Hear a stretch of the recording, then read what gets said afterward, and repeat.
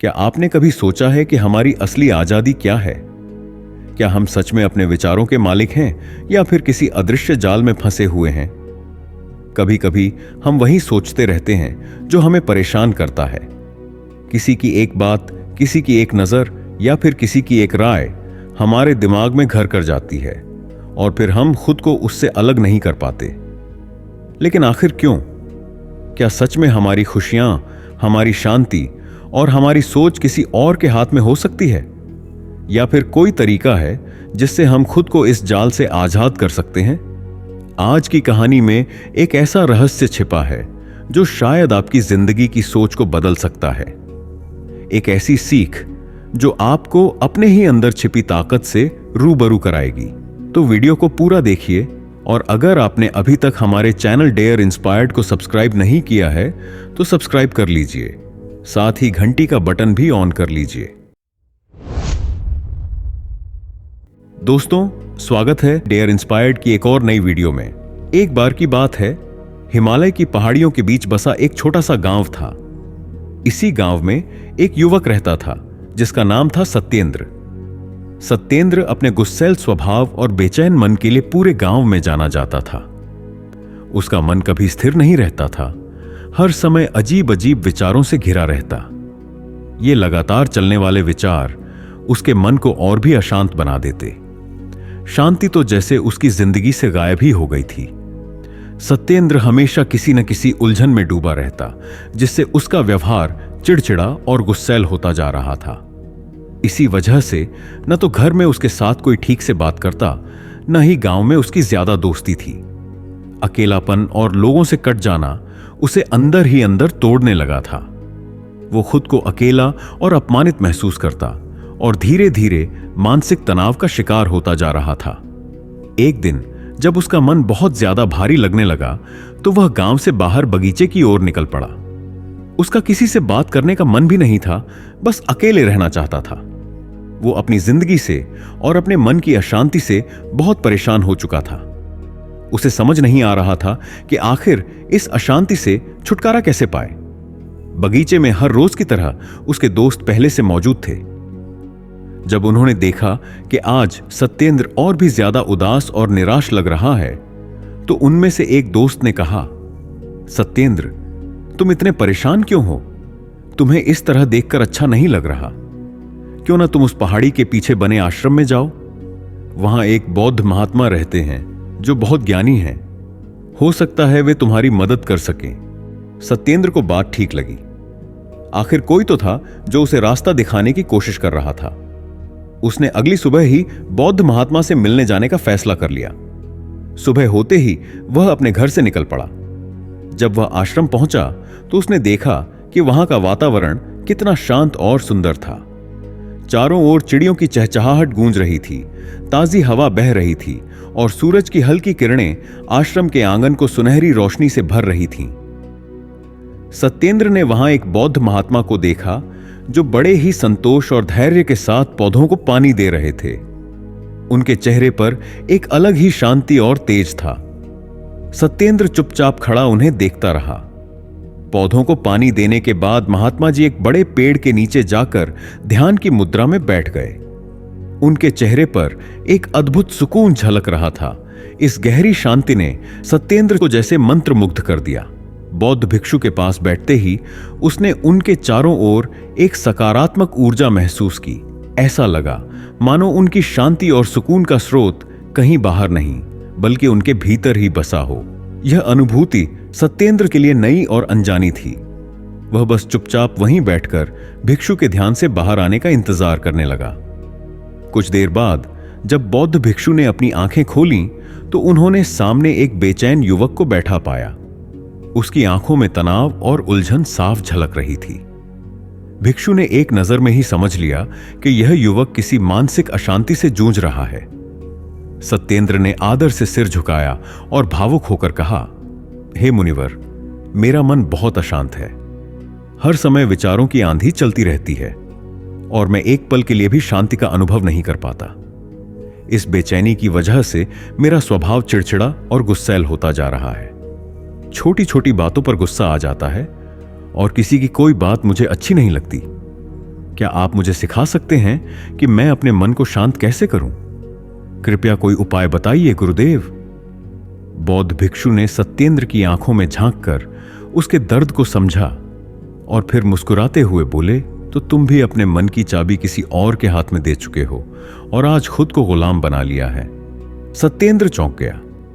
उसने उलझन भरी निगाहों से भिक्षु को देखा और कहा, गुरुवर, यह मन की चाबी और गुलामी से आपका क्या तात्पर्य है? कृपया मुझे विस्तार से समझाइए। बौद्ध महात्मा ने हल्की मुस्कान के साथ कहा, सत्येंद्र, मैं तुम्हें एक कहानी सुनाना चाहता हूं। इस कहानी में मानसिक शांति और सच्चे सुख का रहस्य छिपा है। क्या तुम इसे सुनना चाहोगे? सत्येंद्र ने तुरंत सिर हिलाकर हामी भर दी। अब उसकी उत्सुकता अपने चरम पर थी। वह ध्यान से सुनने के लिए तैयार हो गया। बौद्ध भिक्षु ने अपनी शांत और गंभीर वाणी में कहानी शुरू की। बहुत समय पहले की बात है। एक नगर में अर्जुन नाम का एक व्यक्ति रहता था। वह बहुत ही महत्वाकांक्षी था। उसकी जिंदगी में सब कुछ लोगों की राय पर टिका था। जब लोग उसकी तारीफ करते तो वह खुश हो जाता, लेकिन अगर किसी ने आलोचना कर दी या वह किसी काम में असफल हो गया तो चिंता और तनाव में डूब जाता। वह छोटी छोटी बातों पर भी बहुत परेशान हो जाता। उसका मानना था कि सफलता और भौतिक संपत्ति ही असली खुशी देती है, लेकिन जितना वह तारीफ और सफलता के पीछे भागता उतना ही अंदर से बेचैन होता जाता। जब कोई उसकी सराहना नहीं करता तो उसे अंदर से खालीपन महसूस होता। एक दिन अचानक उसकी मुलाकात एक प्रसिद्ध बौद्ध भिक्षु महाकौशल से हुई। महाकौशल हजारों शिष्यों को ध्यान और आत्मज्ञान की शिक्षा देते थे। वे खुद भी ध्यान और आत्म शांति के प्रतीक थे। उनकी गहरी शांति और स्थिर चित्त देखकर अर्जुन बहुत प्रभावित हुआ। उसने सोचा, अगर कोई इस भटकते मन को शांत कर सकता है तो वे यही हैं। अर्जुन ने उनके सामने सिर झुकाया और विनम्रता से कहा, हे महात्मा, मैं हमेशा सफलता के पीछे भागता रहता हूं। मैं हर दिन और अधिक पाने की कोशिश करता हूं, लेकिन फिर भी असली संतोष नहीं मिल पाता। लोग मेरी तारीफ भी करते हैं, फिर भी मन बेचैन रहता है। क्या आप मुझे इस मानसिक अशांति से छुटकारा पाने का कोई उपाय बता सकते हैं? महाकौशल ने करुणा भरी नजरों से उसकी ओर देखा और फिर शांत स्वर में बोले, तुम्हारा मन एक नदी की तरह है जो हर समय बहती रहती है। यह कभी भी रुकता नहीं, स्थिर नहीं होता। अगर तुम्हें असली शांति पानी है तो तुम्हें अपने विचारों को जाने देने की कला सीखनी होगी। अर्जुन ने उलझन भरे स्वर में पूछा, लेकिन गुरुवर, मैं अपने विचारों को कैसे जाने दूं? आखिर मैं भी तो अपनी इच्छाओं और महत्वाकांक्षाओं से जुड़ा हुआ हूं। महाकौशल मुस्कुराए और बोले, कल्पना करो कि तुम्हारे हाथ में पानी से भरा एक गिलास है। जब तक तुम इसे पकड़े रखोगे यह भारी महसूस होगा। अगर बहुत देर तक पकड़े रहोगे तो हाथ में दर्द होने लगेगा, लेकिन जैसे ही तुम अपनी पकड़ ढीली कर दोगे और इसे जाने दोगे, इसका भार खत्म हो जाएगा। अर्जुन सोच में पड़ गया। उसने महसूस किया कि जिस बोझ को वह पकड़े बैठा था वही उसकी अशांति की असली जड़ थी। सत्येंद्र अपने गुरु की कहानी और उनके संदेश को बहुत ध्यान से सुन रहा था। उसे समझ आ रहा था कि उसका अशांत मन उसके विचारों और इच्छाओं से चिपके रहने की वजह से ही है। यही कारण था कि वह हर छोटी छोटी बात पर बार बार सोचता रहता और उसी सोच में उलझा रहता। गुरु की बातों में एक गहरी सीख थी। वे एक प्रसिद्ध बौद्ध भिक्षु महाकौशल की कहानी सुना रहे थे। गुरु ने कहा, महाकौशल की बातें अर्जुन को धीरे धीरे समझ में आने लगी थीं। उसने उनके कहे अनुसार अपने विचारों को जाने देने का अभ्यास शुरू किया। अब जब कोई विचार उसके मन में आता तो वह उसे बस आने और जाने देता। वह उन विचारों को पकड़कर अपने दिमाग में जमने नहीं देता।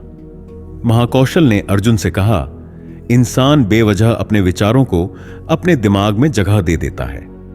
जितना ज्यादा किसी चीज के बारे में सोचोगे वह उतना ही गहरा असर डालती चली जाएगी। जब कोई विचार मन में जगह बना लेता है तो वह जल्दी नहीं निकलता। महाकौशल ने आगे समझाया, जो घटनाएं घट चुकी हैं वे अब बदल नहीं सकती। फिर उन्हें बार बार सोचकर परेशान होने का क्या फायदा? जैसे अगर बारिश हो रही है तो हम चाहें कि काश बारिश ना होती, लेकिन इससे बारिश रुक नहीं जाएगी, वह तो हो ही चुकी है। इसी तरह अगर तुम्हारी जिंदगी में कुछ बुरा हुआ है तो वह हो चुका है। उसे बार बार सोचकर अपने मन को भारी मत बनाओ। सत्येंद्र चुपचाप सुन रहा था, लेकिन अब उसकी आंखों में एक नई समझ झलक रही थी। उसे एहसास हुआ कि जो हो चुका है उसे बार बार सोचने से सिर्फ मन अशांत होता है। असली शांति विचारों को पकड़ने के बजाय उन्हें बहने देने में है। अगर तुम किसी बात को जितना ज्यादा सोचोगे, वह तुम्हारे मन में उतनी ही गहरी जगह बना लेगी। इसलिए अगर तुम्हारे मन में बहुत सारे विचार आ रहे हैं तो उन्हें बस आने दो और जाने दो। उन पर अधिक ध्यान मत दो। अगर तुम उन्हें पकड़ोगे तो वे और मजबूत हो जाएंगे, लेकिन अगर तुम उन्हें बहने दोगे तो वे खुद ही चले जाएंगे। महाकौशल भिक्षु ने अर्जुन से कहा, देखो अर्जुन, तुम्हारी सबसे बड़ी समस्या यही है कि तुम दूसरों की तारीफ पर जीते हो। जब कोई तुम्हारे काम की सराहना करता है तो तुम्हें बहुत अच्छा लगता है, लेकिन जिस दिन कोई तारीफ नहीं करता तुम उदास हो जाते हो। यानी तुमने अपनी खुशी की चाबी दूसरों के हाथ में दे दी है।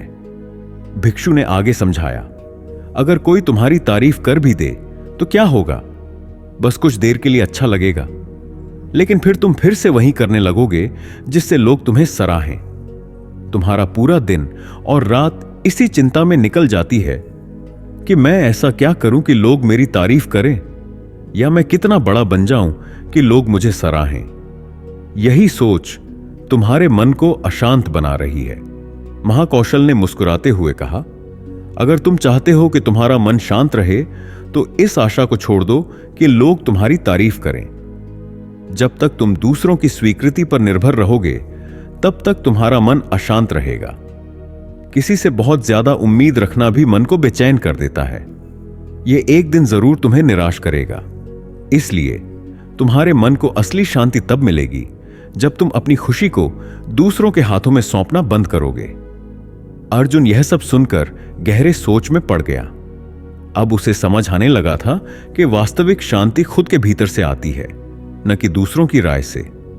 जरूरी नहीं कि हर उम्मीद पूरी हो, और यह भी जरूरी नहीं कि जिससे तुमने उम्मीद लगाई है वह उस पर खरा उतरे, क्योंकि उम्मीदें एक दिन टूटती ही हैं, और जब वे टूटती हैं तो दर्द भी होता है, मन अशांत हो जाता है। इसलिए किसी से बहुत अधिक उम्मीद मत रखो। खुद के लिए जियो, क्योंकि जब तुम खुश रहोगे तो तुम्हें पूरी दुनिया भी खुशहाल दिखाई देगी। यह तुम्हारी अपनी खुशी है, इसे दूसरों के हाथ में मत दो। इस दुनिया में तुम अकेले आए हो और अकेले ही जाओगे, तो फिर अपनी जिंदगी अपने हिसाब से जियो। लोग अक्सर इसलिए दुखी रहते हैं क्योंकि वे सोचते हैं, लोग क्या कहेंगे, दुनिया मेरे बारे में क्या सोचेगी, भविष्य में क्या होगा, उसने मुझे ऐसा क्यों कह दिया। जब ऐसे विचार दिमाग में घर कर लेते हैं तो मन अशांत हो जाता है। एक बार अगर ये विचार तुम्हारे दिमाग में बस जाएं, तो उन्हें बाहर निकालना आसान नहीं होता। फिर चाहे तुम कितनी भी पूजा पाठ कर लो, मन फिर भी शांत नहीं होगा।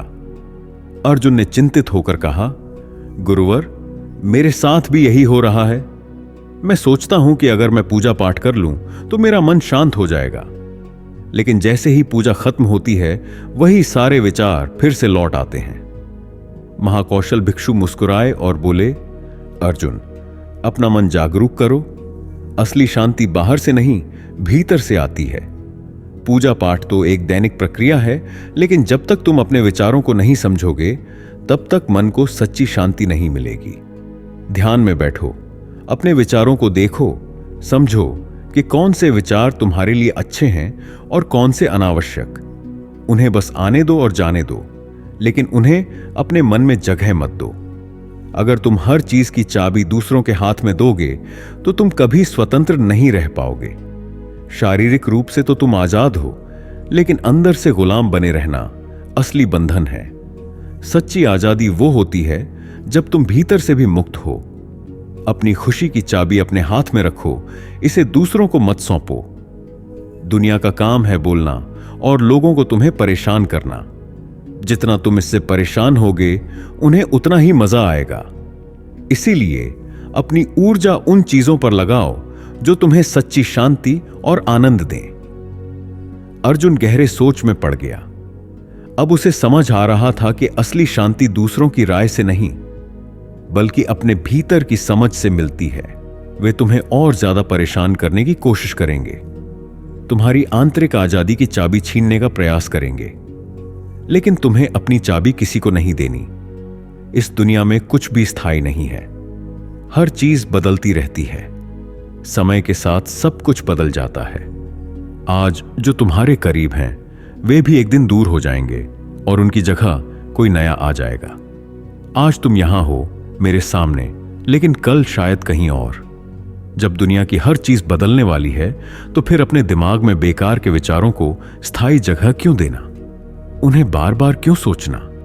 खुद को भीतर से भी स्वतंत्र रखो और बाहर से भी, क्योंकि असली आजादी वही होती है जब तुम भीतर से भी मुक्त हो। महाकौशल की बातें सुनकर अर्जुन को अपने सारे सवालों के जवाब मिल चुके थे। उधर गुरु ने कहानी समाप्त की और फिर कुछ देर शांत रहकर सत्येंद्र की ओर देखा। गुरु ने पूछा, सत्येंद्र, कुछ समझ में आया? सत्येंद्र अब भी चुपचाप गुरु को देखे जा रहा था। उसके मुख से कोई शब्द नहीं निकल रहा था। ऐसा लग रहा था जैसे वह किसी गहरे विचार में डूब चुका हो, क्योंकि इस तरह की बातें उसने पहले कभी किसी से नहीं सुनी थीं। ऐसी कहानी जिसने उसे जीवन की सच्चाई से परिचित करा दिया। कुछ देर बाद सत्येंद्र ने अपनी चुप्पी तोड़ी और बोला, हे गुरुदेव, अब मेरे पास कोई प्रश्न नहीं बचा। मैं आपसे विनम्र निवेदन करता हूं कि मुझे भी कुछ समय के लिए आपके साथ रहने दें। मुझे ऐसा लगता है कि अब मुझे इस दुनिया की बहुत सारी सच्चाइयां समझ आ रही हैं। मैं आपके साथ रहकर खुद को और गहराई से समझना चाहता हूं। साथ ही लोगों को भी इस ज्ञान से परिचित कराऊंगा। तो दोस्तों, आज की कहानी सिर्फ एक कहानी नहीं थी। यह एक आईना था जो हमें हमारी खुद की सोच और भावनाओं को देखने का मौका देता है। हम अक्सर बाहर की दुनिया को बदलने की कोशिश में लगे रहते हैं, लेकिन असली सवाल यह है, क्या हमने कभी अपने अंदर झांक कर देखा है?